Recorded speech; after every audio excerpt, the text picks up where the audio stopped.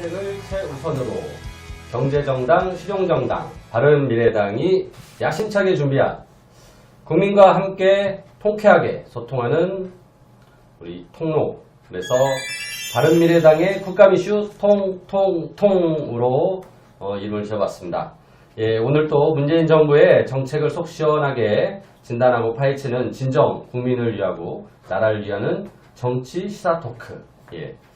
오늘이 6번째 시간입니다. 저희가 7번을 준비를 했고요. 오늘이 이제 마지막 회를 앞둔 6번째 시간입니다. 오늘 또 MC를 맡은 저는 최일입니다. 반갑습니다. 박수 쳐야 되는 겁니다. 예. 그리고 저와 함께 옆에서 어색한 박수를 보내주신 우리 바른미래당의 최고의 정책통, 예. 경제 분야의 최고의 전문가라고 할 수 있습니다. 우리 기획재정위원회에서 지금 간사를 맡고 계신 김성식 의원님 모셨습니다. 반갑습니다. 반갑습니다. 관악갑의 김성식입니다. 예. 그리고 오늘 또 어김없이 나와주신 우리 청년당원 장지훈 당원 나오셨습니다. 반갑습니다. 장재훈입니다. 혹시 의원님 앞에 거 방송 좀 보셨어요? 청구삼아라도. 잘 못 봤습니다. 바쁘셔가지고. 예, 워낙 바쁘시니까. 네. 예.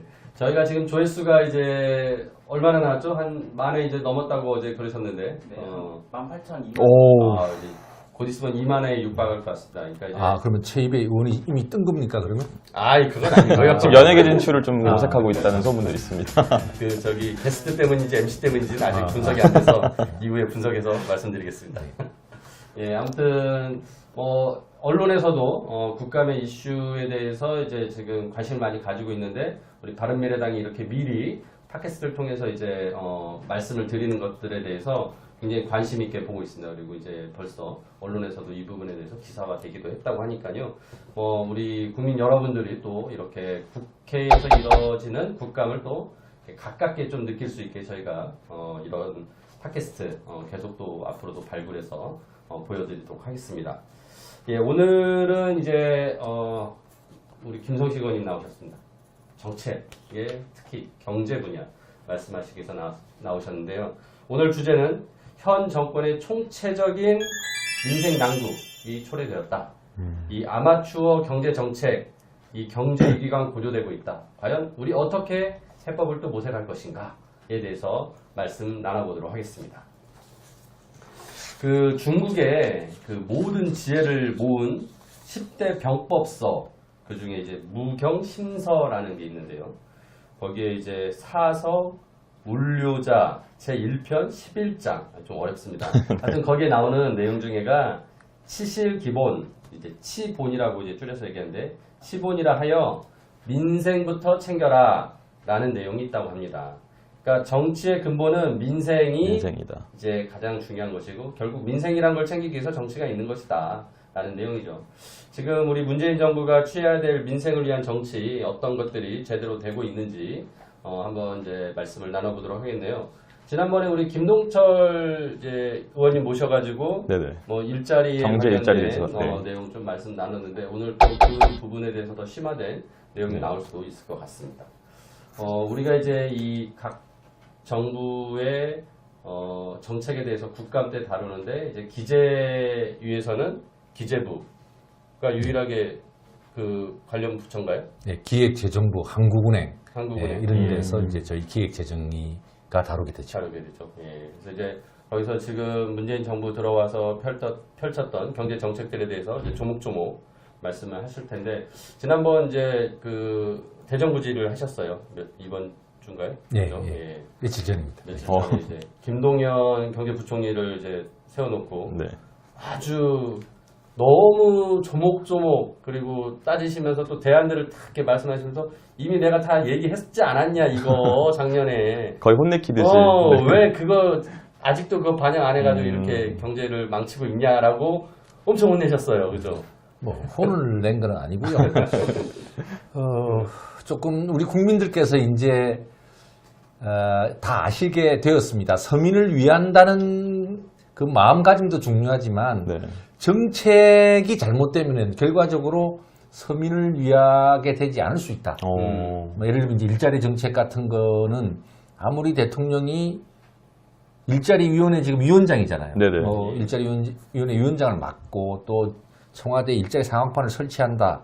근데 그렇게 마음을 쓴다는 게 중요한 게 아니고 네. 정책을 잘못하면 지금 저소득층 일자리 중심으로 해서 오히려 이제 잘못될 수도 있는 거죠. 근데 이제 국민들께서는 또 이미 아세요. 이제 알바 자리도 줄어가지고 이제 네네. 아버지가 이제 용돈을 안 줘도 되던 걸 이제 용돈도 줘야 되고 이런 일이 막 벌어지고 있으니까요. 이제 국민들은 다 아는데 문재인 정부나 경제 참모들이 네. 그걸 솔직히 시인하고 정책을 또 바꿔가면 되잖아요. 그러면 정책 됩니다. 전환하면 네. 되는데 예.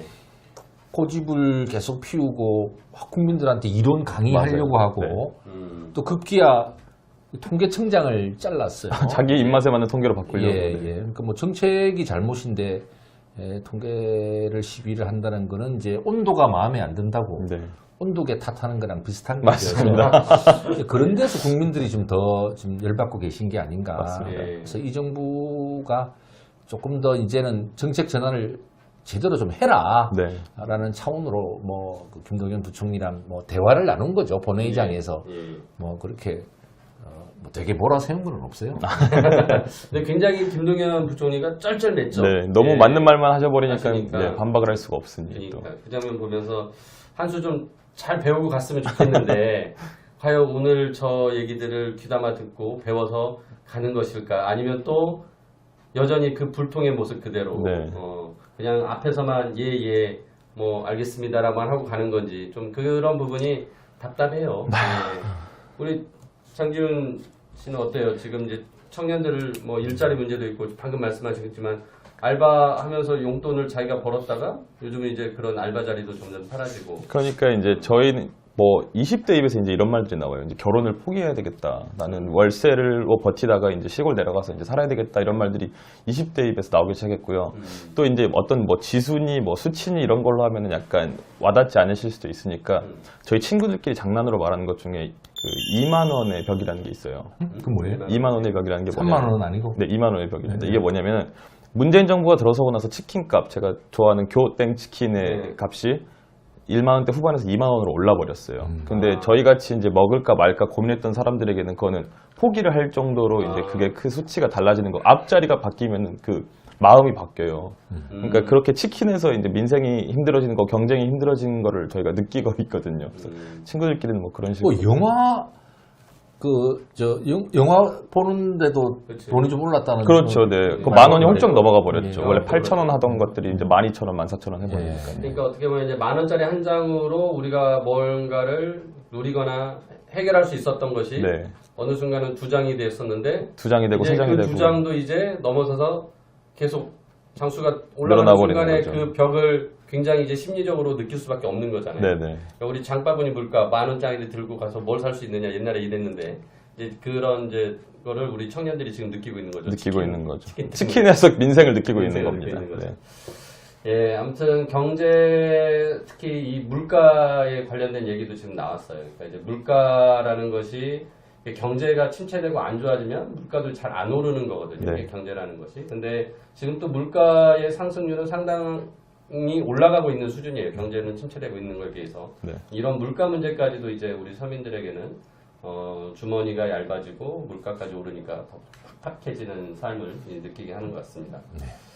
오늘 이제 첫 번째로 이제 이 내용 좀 말씀드릴 거는 고용 악화로 지금 이제 정부가 설명하는 게 이 출산율을 한번 얘기했었고요. 두 번째로는 조선업종하고 이제 자동차 산업종에서 이렇게 산업 구조조정 때문에 지금 고용이 악화되고 있다 이런 이제 설명을 하고 있습니다. 뭐 실제 지금 그 두 산업이 어려운 건 사실이고 실제 거기서 고용이 많이 줄어들었죠. 근데 그러면은 이런 산업 구조조정이라는 게 어떻게 보면은 당연히 또 이 국가 경제 발전 과정에서 있을 수밖에 없는 건데 어떻게 또 정부가 잘 대처해서 이런 고용 충격을 최대한 흡수하면서 또 국민들이 조금은 또 살 길을 열어주면서 진행이 돼야 되는 것인데 이제 과연 그런 거 잘 되고 있는가 한번 이거 좀 짚어보도록 하겠습니다. 어떻습니까? 지금 이제 산업 구조조정 2016년에 이제 조선업종 구조조정이 크게 있었고요. 올해는 GM 대우 때문에 자동차 쪽에 이제 업황이 안 좋다. 구조조정 필요하다. 이제 그렇게 진단이 되고 있습니다. 지금 우리 의원님이 보시기에. 네, 하여튼 구조조정으로 인해서 일자리가 일부 줄어드는 것도 사실입니다. 우리나라가 이른바 중후장대 산업이라 그러죠. 조선, 자동차, 철강 뭐 이런 쪽에서 그동안 경쟁력을 갖고 있었는데 네. 우리가 생산성을 높이고 또 기술 개발을 충분히 하지를 못해서 경쟁력들이 많이 떨어졌어요. 그러니까 당연히 뭐 국제 경쟁력이 약화되니까 네. 아무래도 매출이 줄어들게 되고 그것이 이제 일자리 악화로 이어집니다. 조선의 경우에는 큰 우리가 쇼크를 그렇죠. 치렀고요. 자동차는 지금 점차적으로 말하자면 천천히 서서히 네. 지금 약화되어서 제2의 조선이 되지 않느냐라는 우려가 있다는 점은 우리가 잘 살펴야 되고요. 그런 의미에서 이제 정부가 표가 되고 생생나는 일만 할 것이 아니라 네. 구조조정이 평상시에 좀 제대로 이루어지도록 하는 노력, 그것 또한 굉장히 중요한 문제입니다. 그런데 이제 최근에 벌어지고 있는 이 구조조정은 어제 오늘의 일이 아니에요. 그렇죠. 네. 네. 근데 인구 문제도 인구가 이제 생산 가능 인구, 즉 15세에서 65세가 올해부터 작년부터 조금씩 준다는 것은 이미 다 알려져 있는 내용입니다. 네.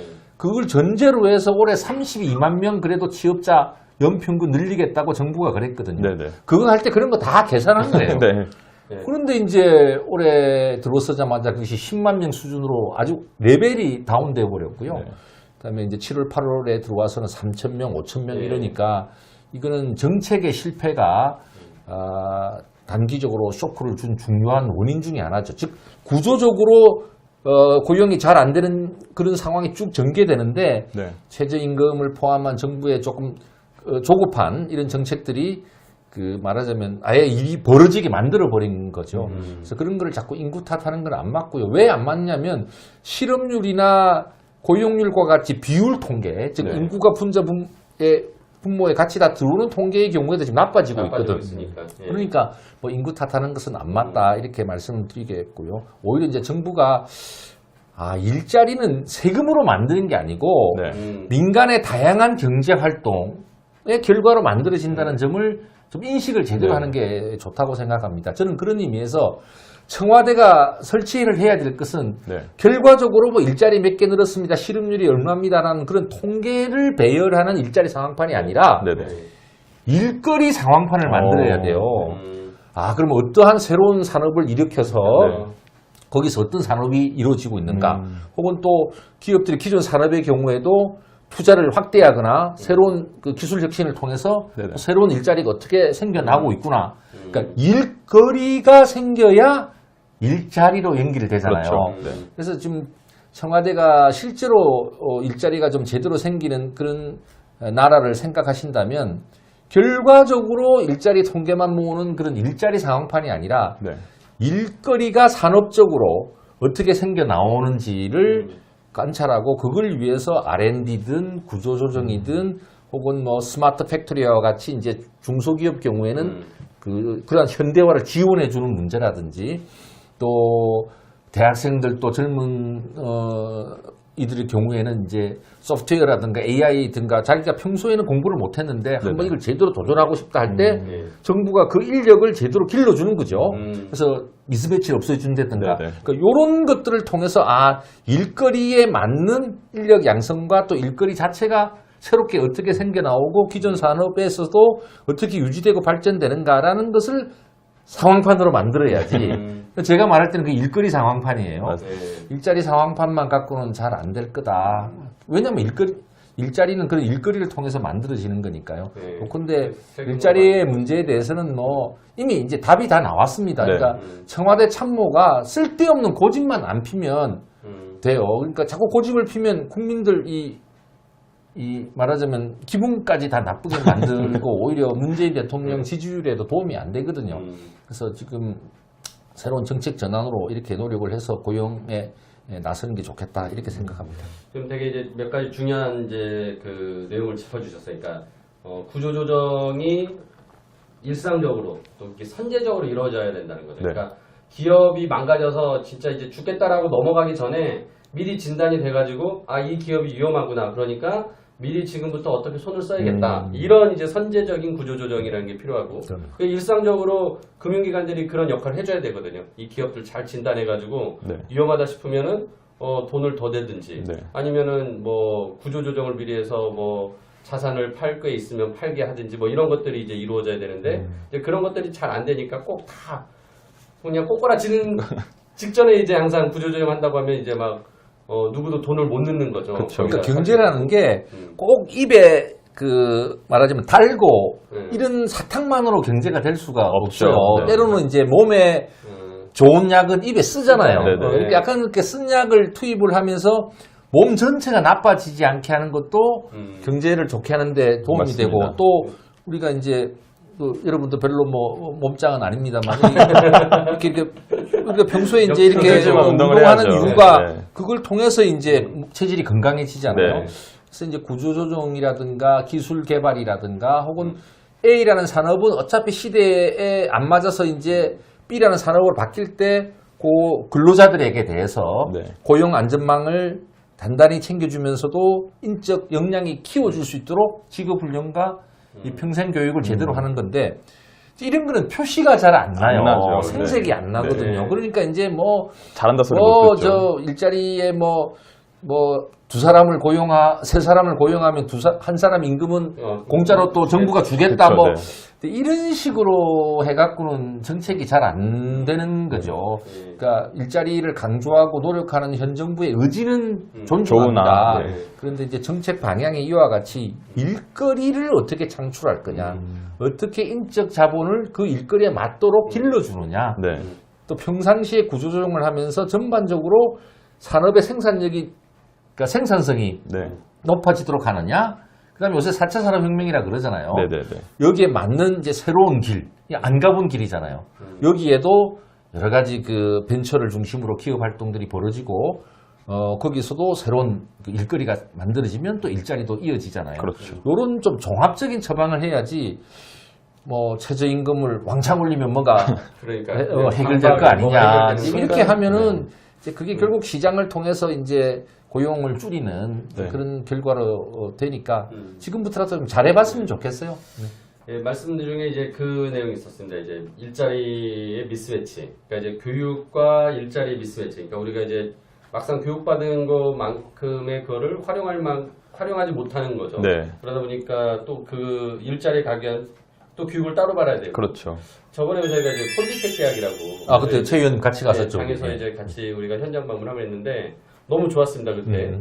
진짜 현장에서 바로 쓸 수 있는 그런 기술들을 가르쳐주는 대학이었고 네. 심지어 그 대학은 보니까 4년제 대학을 나온 분들이 오히려 그렇죠. 네. 새롭게 기술을 배우러 오신 그런 것들이 진짜 새로운 산업을 만드는 데 필요하다라고 생각이 들었어요. 그래서 그런 정책들이 어떻게 보면 있거든요. 있는 거를 잘할 수 있는 것을 더 많이 좀 확대시켜야 되는데 또 막상 그런 거에는 이게 돈을 투자를 잘 안 해요. 안 해요. 그래서 네. 다른 데 따라 돈을 저희가 쓰고. 올해 국감과 예산 그 과정에서 네. 좀 그런 것들은 좀 우리가 집중하겠다라고 그때 약속도 드렸었던 바 있었습니다.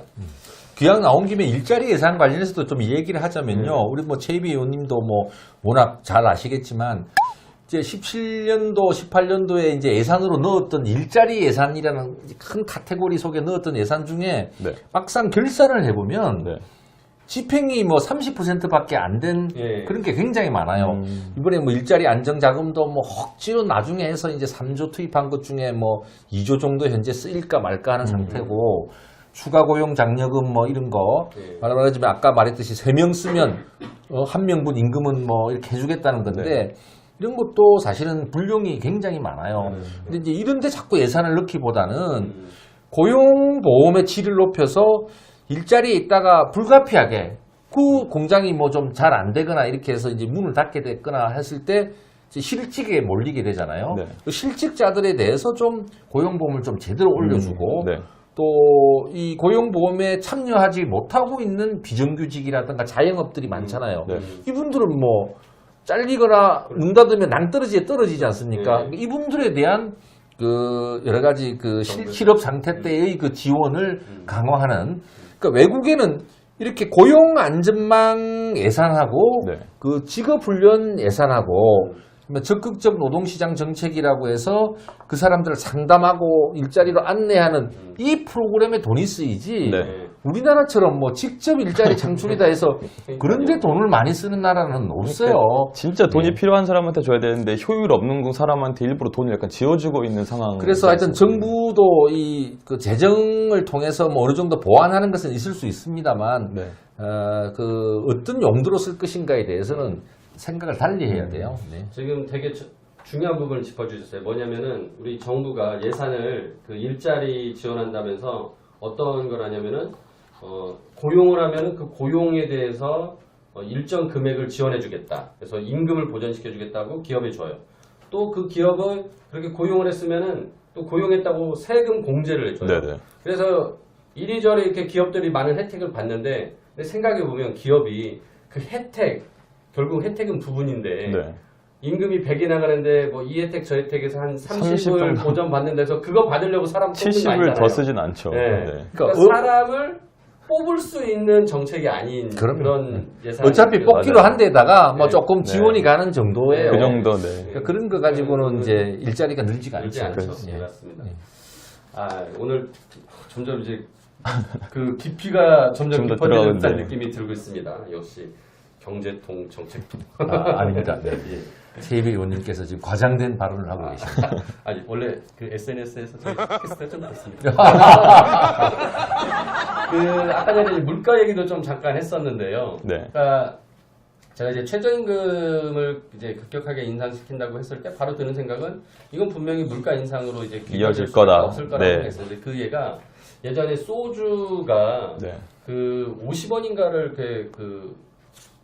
원가를 올렸어요. 네네. 이제 소매점에 가는 게. 그랬더니 소매점인 식당에서 그거를 50원만 올리는 게 아니라 500원, 1000원이 올라가고. 그렇죠. 500원, 1000원이 올라가게 되는 네. 거거든요. 그러니까 이 생산 단가가 조금만 올라도 네. 지금까지 어떻게 보면은 그 단가를 안 올리고 있었던 그 이제 소매점들이 네. 그 계기로 올리게 되거든요. 올리게 그러면서 되고. 물가 상승이 이제 그때 크게 되는 거다라는 걸 이제 경험한 적이 있었는데 네. 지금 최저임금 인상 때문에 뭐 꼭 물가 올랐냐 안 올랐냐 뭐 이걸 분석할 정도는 아니지만 네. 그래도 지금 물가가 굉장히 크게 오르고 있거든요. 그렇죠. 최희배 의원님, 우리 이제 뭐 최저임금 논의는 그만해도 안 되겠습니다. 다 아실 것 같아요. 국민들이 이제 이제는. 다 네. 아시고 음. 이제 이 정부가 정책 전환을 잘 하면 되고요. 네. 그다음에 저소득층을 위해서는 아까도 말씀드렸지만 이 복지를 제대로 하고 고용 안전망을 잘 갖춰주는 거 하고 네네. 그다음에 이제 그 근로장려 세제라고 EITC라고 하는 네. 전 세계에서 쓰는 저소득층 가구를 위한 지원 제도가 있어요. 네. 그거를 잘 활용하면 이제 될 거라고 생각하고요. 저는 이제 정말 요즘 제가 좀 못마땅하다고 할까 하는 거는 뭐냐면 네.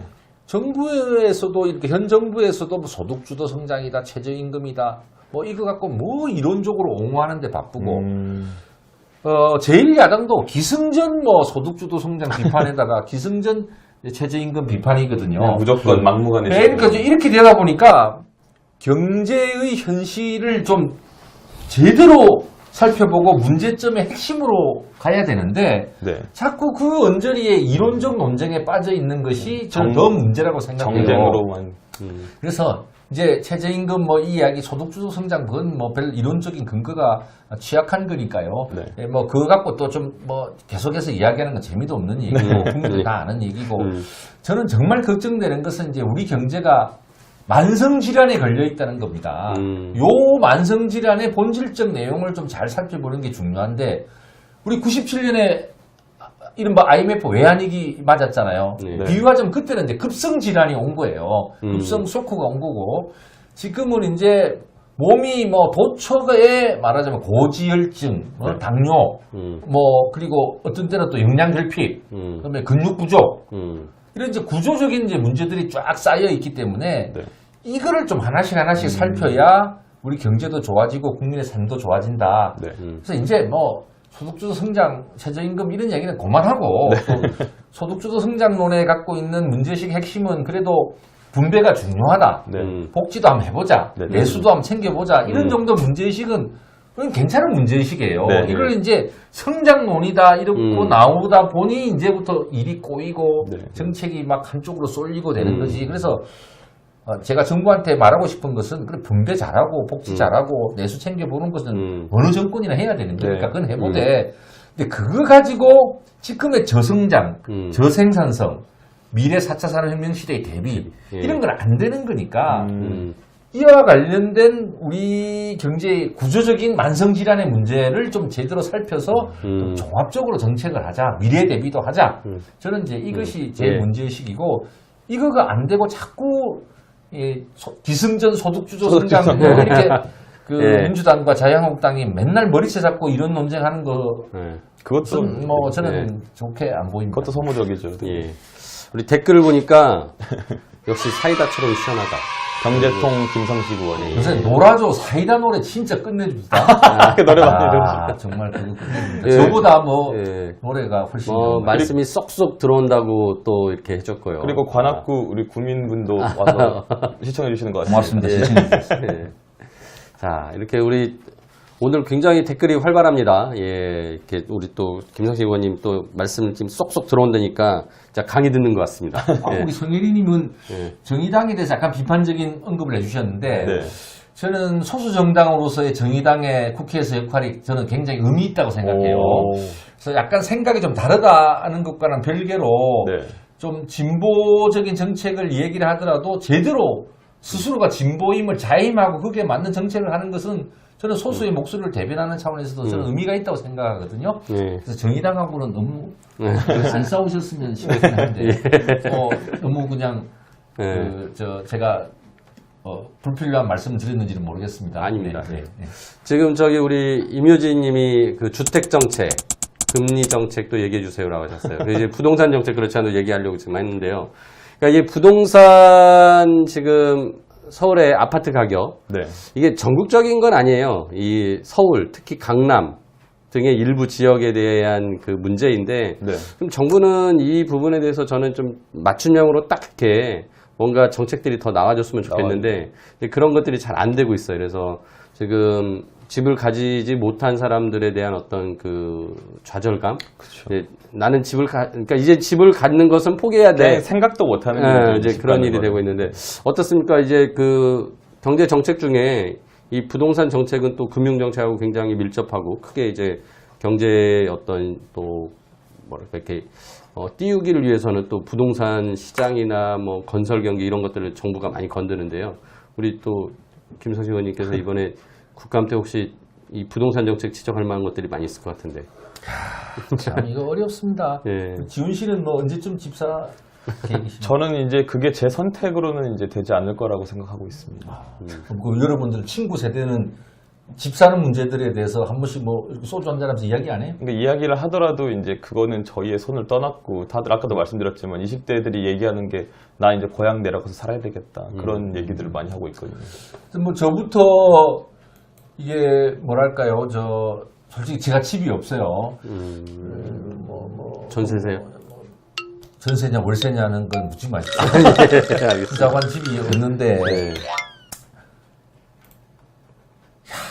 역시 저는 몰랐는데요. 요즘 똘똘한 한 채, 이 똘똘한 한 채가 진리였다 이런 맞습니다. 얘기를 많이 하시잖아요. 근데 여러분 이제 부동산도 아파트도 큰 틀에서 보면 수요 공급으로 이루어진다라는 생각을 하실 필요가 있어요. 물론 요 아파트라는 게 하루아침에 만들어질 수 있는 게 아니죠. 종이컵이나 뭐 이런 과자처럼 그렇죠. 시간도 오래 필요하고 걸리고. 토지도 확보하고 하는 예. 거지만 그래도 큰 틀에서는 수요 공급 문제가 중요한데 지금 정부는 그 수요 중에서도 특정 지역, 예를 들면 강남이라든가 강남, 예. 혹은 다주택자, 예. 다주택자로서 주택을 수요하는 사람에 한정해서 뿅망치를 딱 들고 뭐 투기 조짐이 보이면 투기 지역이다, 조정 지역이다 해서 예. 거기에는 복잡합니다. LTV, DTI를 뭐 적용을 더 많이 하니 적게 하니 대출 규제를 뭐 어떻게 하니 저는 이런 방법으로는 해결이 안 된다고 저는 생각해요. 뿅망치 들고 다니면.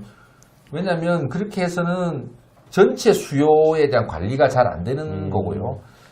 그래서 저는 이 뿅망치 방식으로 접근하는 것보다는 먼저 지금 우리나라 대출이 소득 대비해서는 너무 많은 대출이 사실 이루어지고 있어요. 예, 가계부채 문제 심각하죠. 그래서 저는 지금도 그 원리금 상환 대출만 저는 대출해줘야 된다는 입장입니다. 그러니까 뭐 3년 거치 뭐 이렇게 해서 계속해서 3년 돌아오면 또 이자만 내다가 또 갈아타고 또 이자만 내고 이런 거는 왜 미국발 서브프라임 사태라는 게 있었잖아요. 이런 게 서브프라임이에요. 불량 채권이라고요. 그래서 이제 원금만 갖고. 예. 그래서 저는 뭐 복잡한 이야기 하지 말고 원리금을 함께 갚는 대출 제도로 바꾸는 거.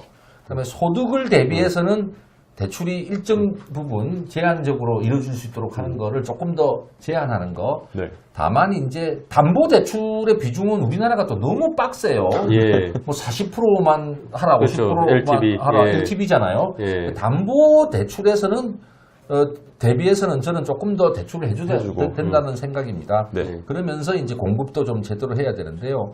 저는 이 대목에서 특히 가계부채 문제를 이야기를 하고 싶어요. 이건 부동산 네. 문제와 또 다른 차원의 문제인데 예. 지금 가계부채가 1,500조입니다. 예. 전 세계에서 소득 대비 가계부채 비중이 제일 높은 나라 중에 하나고 미국이 서브프라임 모기지 사태 08년에 터질 때 그 비율이 125%였습니다. 예. 지금 우리나라 160%입니다. 와. 그래서 한국은행이 어떤 때는 금리를 올려야 되고 어떤 때는 금리를 낮춰서 말하자면 시장의 경기가 너무 뜨겁지 않게 혹은 예. 너무 차갑지 않게 조정을 해야 되는데 예. 지금 가령 금리를 높이면 어떻게 되겠습니까? 이자 부담이 커져서 그렇죠. 이제 가계부채에서 예. 어느 핏줄에서 말하자면 고혈압 터져 나올지 알 수가 없는 상황이니까 굉장히 중요한 통화 정책이 말하자면 딜레마에 빠져버리거든요. 이러지도 못하고 예. 저러지도 못하게 예. 막혀 있는. 뿐만 아니라 소비를 하려면 뭔가 쓸 돈이 있어야 되는데 예. 다 뭐 친구들 그 선배들 보면 특히 아파트 산 사람들은 전부 이제 가계부채를 머리 이고 살잖아요. 그렇죠. 예. 그러니까 만나서 소주 한잔 하자 그러면 어떻게 해요? 비싼 거 안 사주는 거고 네. 또 뭐 위축이 되죠, 만약에. 그렇죠. 소비에 회식 있어서. 3번 할까 한 번만 한 하는 번만 거고 하게 이렇게 되는 되는데. 거잖아요. 네. 그러니까 가계부채가 지금 우리나라에 어떤 큰 문제를 안고 있냐면 그 부동산의 큰 문제를 안고 있고 한국은행의 금리 정책을 아주 발목을 잡는 역할도 하고 있고 네. 소비도 못 일어나게 소비도 즉 일어나게. 경제의 활력을 매우 다운시키고, 줄이는 역할을 하기 네. 때문에 가계부채를 줄이는 노력을 해야 돼요. 근데 이게 표가 안 돼. 네. 가계부채를 맞아요. 줄이는 역할을 한다는 말은 대출을 조금 잰다는 걸 의미하잖아요. 그러면 왜 대출을 안 해주냐는 국민들의 비판도 있을 수 있는데 지금 너무 이렇게 대출이 많으니까 소득 대비 대출은 조금 줄이자. 제한하겠습니다. 네. 이렇게 설명을 해야 되면서 욕도 먹어야 되거든요. 인기 없는 정책을 예. 펼쳐야 그렇죠. 되는 건데. 이렇게 하면 이제 그 다음에는 이제 거시 정책으로 아까 금리 정책이든 다양하게 써 나갈 수도 네네. 있고 부동산 정책에 대해서도 전반적인 가계 대출이 줄어들게 되면 그것이 또 부동산에 대해서도 긍정적인 역할, 부동산을 잡는 데도 긍정적인 역할을 하는 것이거든요. 그런데 저는 새 정부 들어서 생산내는 일만 하다가 가계 부채 줄이는 일을 제대로 안 한 것. 아니 안 줄인다 하더라도 최소한 유지는 지금 뭐 우리 명목 성장률이 한 4% 조금 예. 되는데 예. 지금 8% 정도의 가계 새 정부 들어와서 가계 대출이 증가를 했어요. 예. 그러니까 소득보다 한 거의 2배 가까이 가계 대출이 증가했다는 것은 비록 현 정부 들어와서 그 증가율이 약간 줄긴 했지만 아직도 엄청난 속도로 가계 부채가 증가하고 있다는 것을 의미하는 거고 네. 그래서 IMF나 국제기구에서는 이거 한국의 최고의 리스크는 가계 부채다 이렇게 우려를 많이 나오고 있는 겁니다. 그래서 이게 굉장히 아쉬운데 현 정부가 생색 안 나지만 네. 미래의 우리 경제의 활력을 위해서 리스크를 줄여놓는 거 있잖아요. 네. 이런 거는 굉장히 중요한 과제였는데 놓쳤다 이렇게 생각합니다.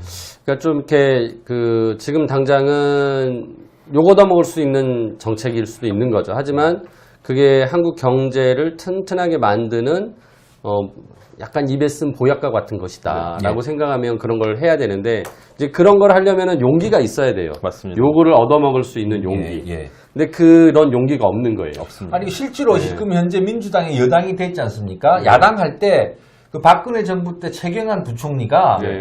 그때 DTI, LTV 뭐 이 비율을 엄청나게 그냥 완화해가지고 그때 대출이 갑자기 가계 대출이 늘어났죠. 급격하게 늘어났거든요. 그때 엄청 비판했어요. 저도 네. 빚내서 집 사라는 게 말 되냐? 말이 저도 막 되지. 비판 엄청나게 하고 그랬거든요. 네. 그러면 이제 민주당이 집권을 했으면 그거 비판했으면 비판해서 고쳐야지. 그만큼 네, 고쳐야 고쳐야죠. 되는데 또 그렇게 하다 보면 또 욕먹을까봐 이걸 안이한 정도로밖에 대처를 못하고 있으니까 이게 큰일입니다. 이게 왜 제가 자꾸 이 가계부채 문제를 강조하느냐면 이 자체로 만약에 앞으로 미국 금리가 올라가고 있잖아요. 네. 지금 한국은행이 따라서 금리는 안 올리고 있습니다만 언제까지 이렇게 버틸 수는 없어요. 맞습니다. 그럼 이렇게 되면 그 가계부채의 이자를 갚는 데 있어서 가령 금리가 1% 올라가면 이자가 9조 원이 늘어나요. 네.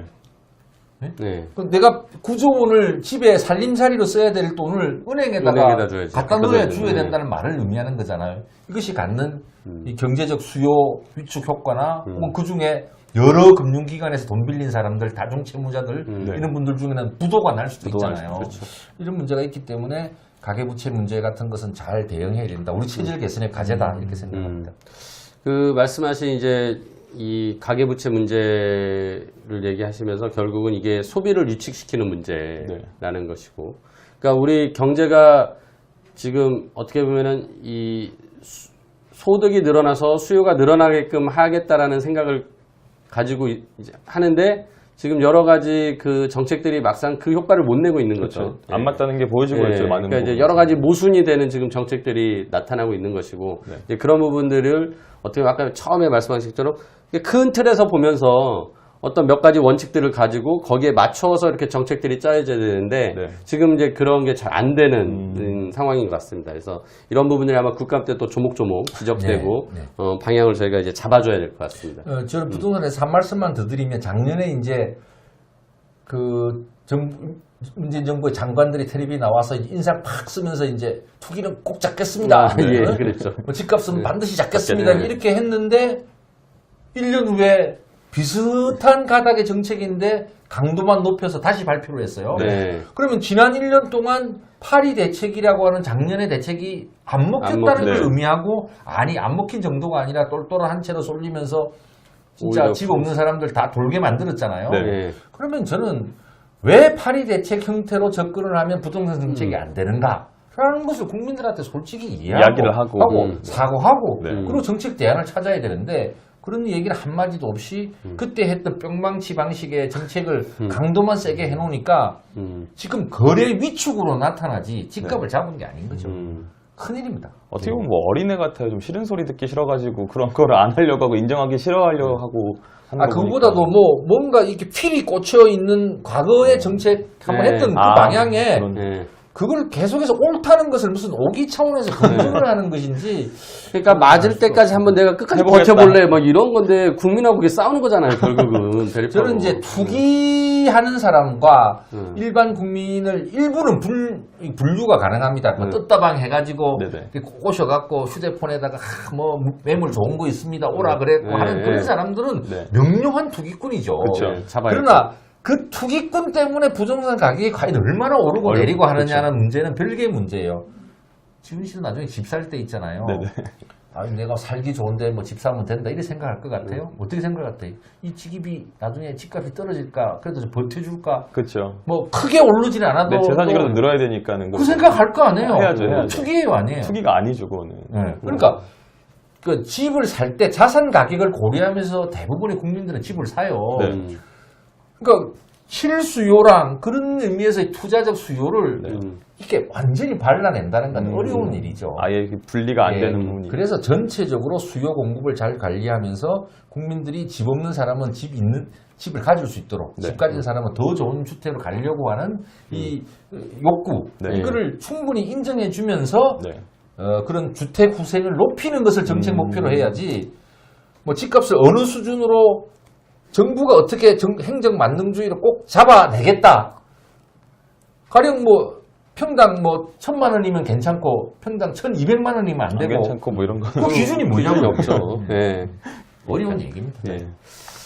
자, 오늘 이렇게 벌써 시간이 이러다가 1시간을 저희가 넘길 수도 있을 것 같은데 벌써 시간이 40분이 됐네요. 남았습니다. 근데 저희가 예, 제가 말을 짧게 하겠습니다. 뭔가 아니, 전 여기서 강의를 듣는 기분이었어요. 그러니까 제가 무슨 지금- 말을 보태지도 못하고 이거 감탄을 듣다 하고. 보니까 계속 빨려들어가고 있습니다. 저희가 지금. 왜 안 나오죠? 네, 그래서 지금 멈춰가지고 하면 잠깐 멈췄는데요. 예, 또 돌아갈 겁니다.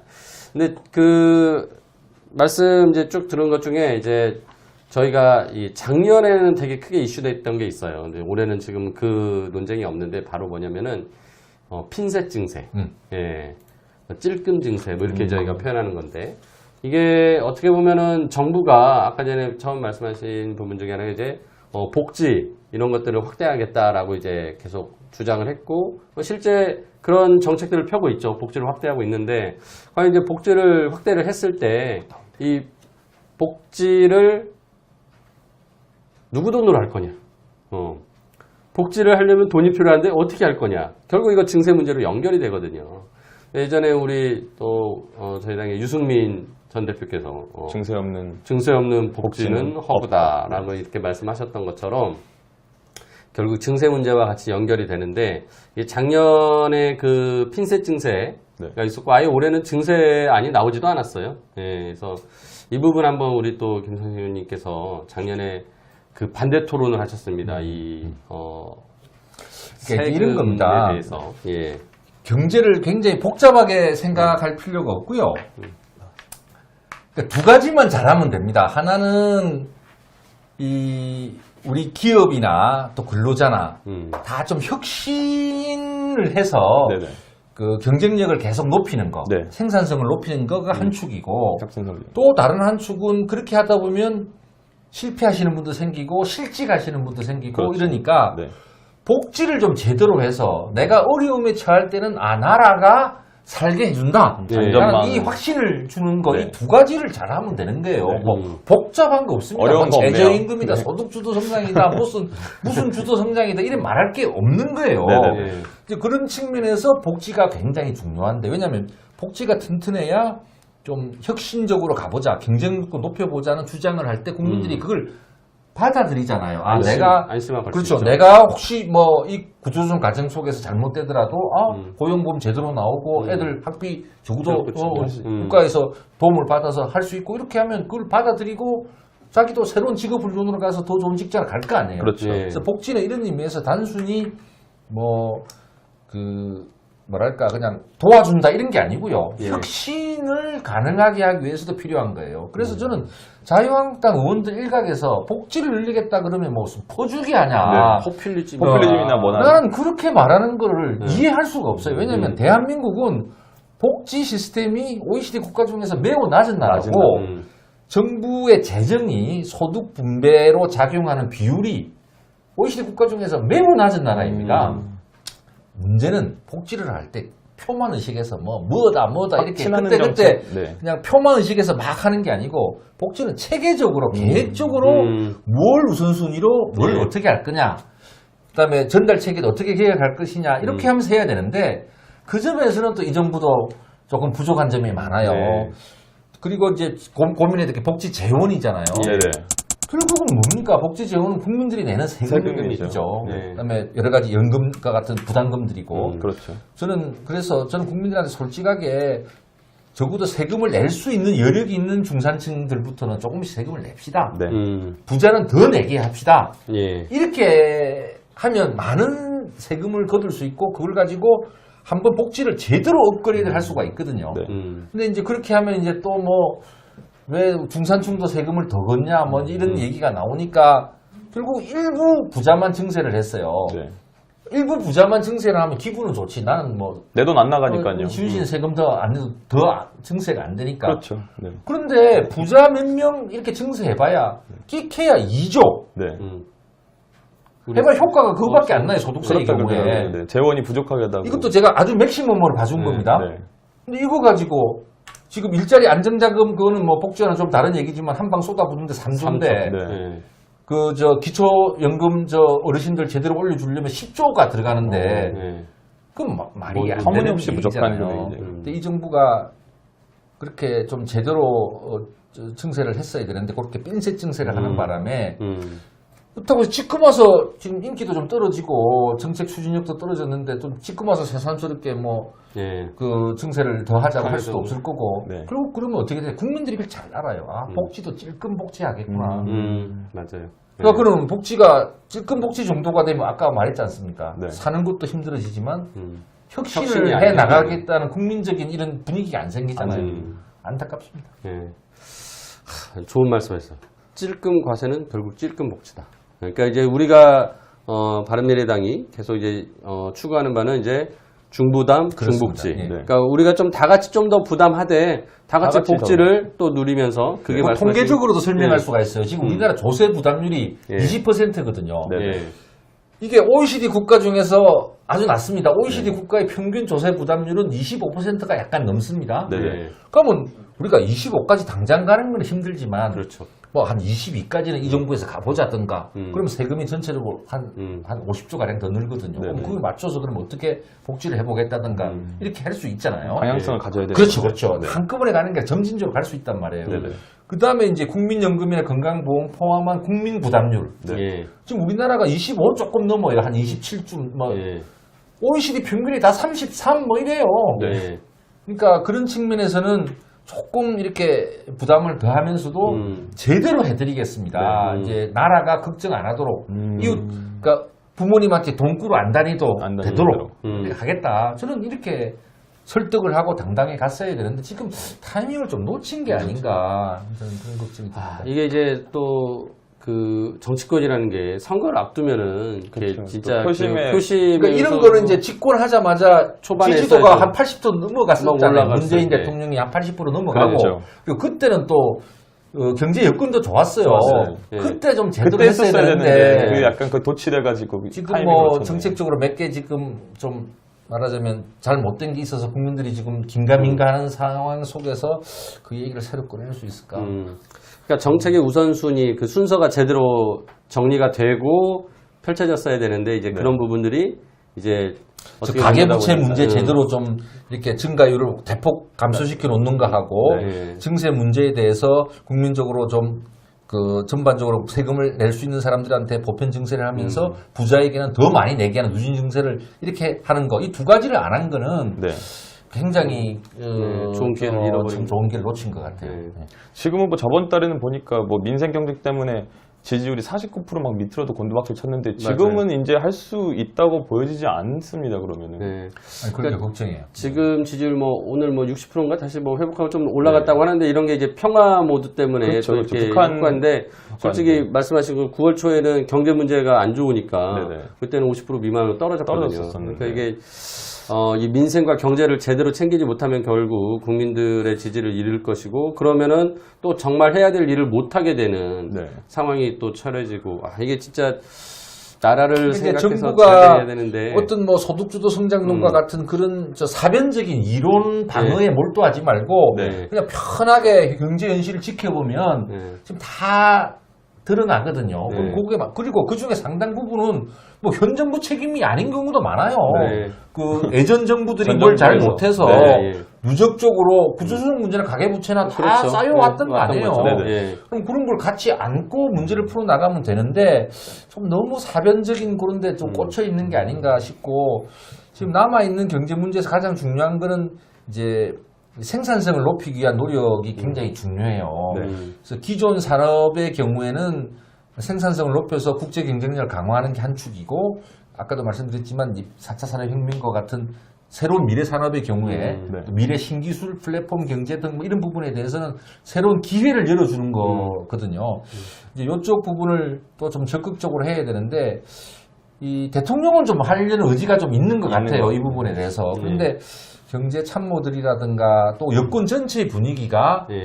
아직 좀 예전 좀 산업화 시대 때의 예, 너무 그 대립적인 관리, 발상들 예. 그때 산업화 시대의 대립적인 발상들 여기에 좀 머물러 있는 게 아닌가 저는 그런 게 좀 안타까워요.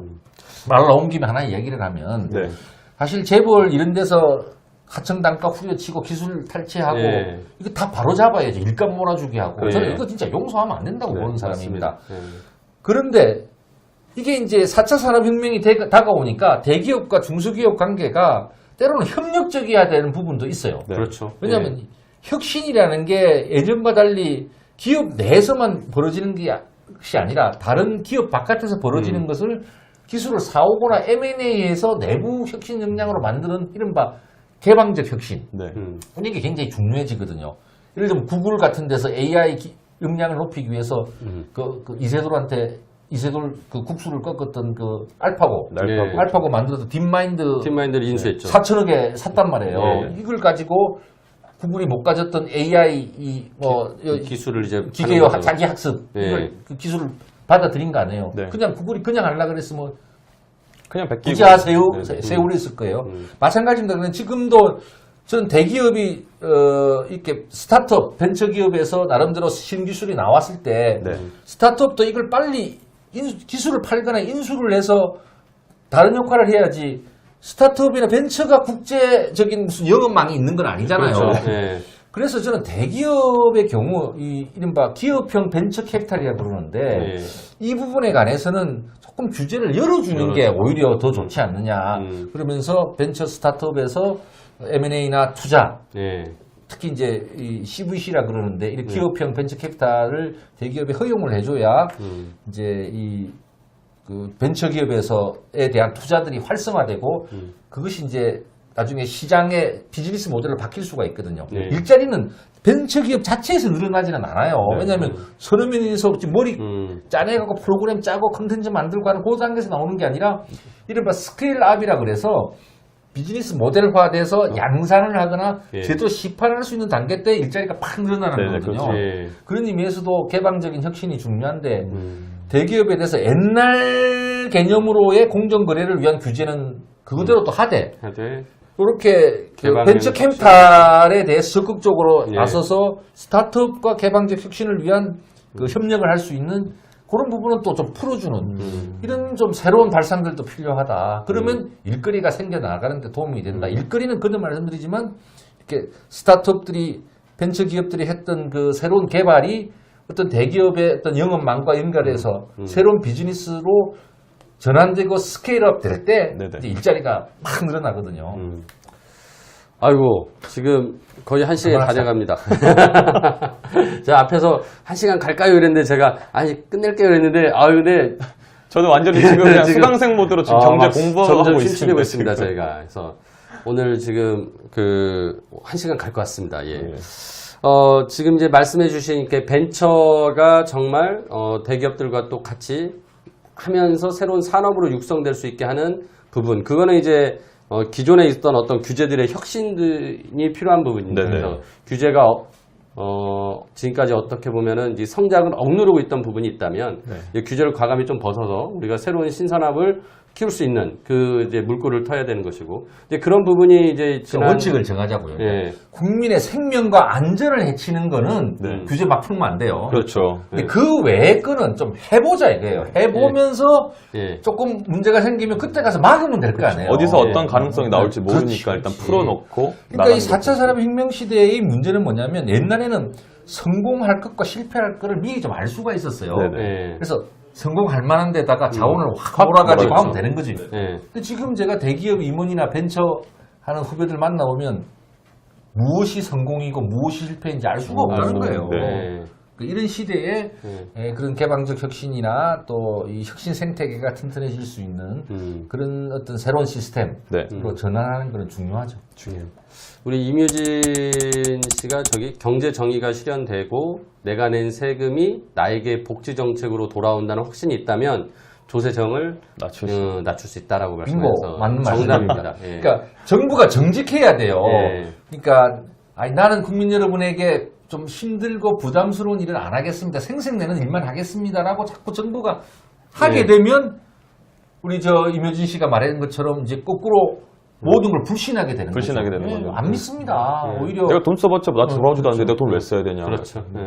그러니까 저런 게 이제 경제 정의 실천, 아까 이제 말씀하신 뭐 이제 일감 몰아주기나 뭐 여러 가지 그런 이제 그 대기업 중소기업 간의 불공정한 거래들 이런 것들 이제 해결되고 뭔가 그리고 정부도 아까 복지 전달 체계, 그 낭비를 줄여가지고 정말 돈 그 국민 세금 알뜰하게 제대로 쓰는 것을 보여주면 국민들이 당연히 그게 결국은 다 나에게 온다라는 이제 믿음이 생길 거거든요. 그런 부분들 짚어주신 부분인 것 같습니다. 그래서 오늘 이제 그 혁신까지 얘기를 했어요. 그리고 네. 규제 완화까지. 그래서 말씀하신 규제 완화 먼저 좀 풀어주고 이후에 문제가 생기면 사후에 규제하자. 그래서 이제 우선 허용, 이제 사후 규제 이 방침으로 우리가 지난 8월, 9월에 국회에서 많은 그 규제 완화에 대한 법안들을 좀 통과를 시켰는데 좀 부족해요. 말씀하신 것처럼 생명하고 안전에 대해서는 철저히 하지만 나머지는 좀 풀어줘야 되는데 이게 법을 만들어 보니까 자꾸 거기에 단서 조항이니 뭐 고려 사항이니 이런 것들이 붙어가지고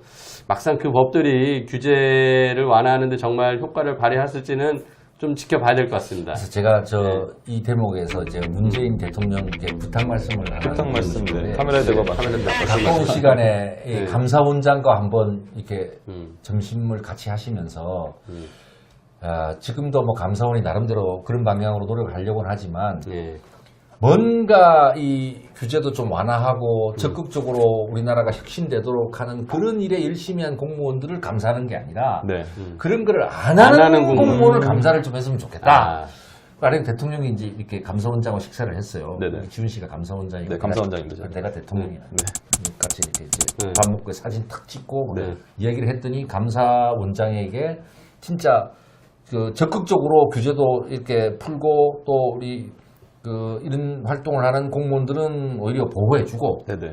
괜히 옛날 규정 찾아가지고 모든 거 안 된다고 하는 그런 공무원들은 오히려 감사받아라. 네. 가령 예를 들면 그렇게 말을 했다고 하면 분위기가 좀 바뀌지 않겠어요.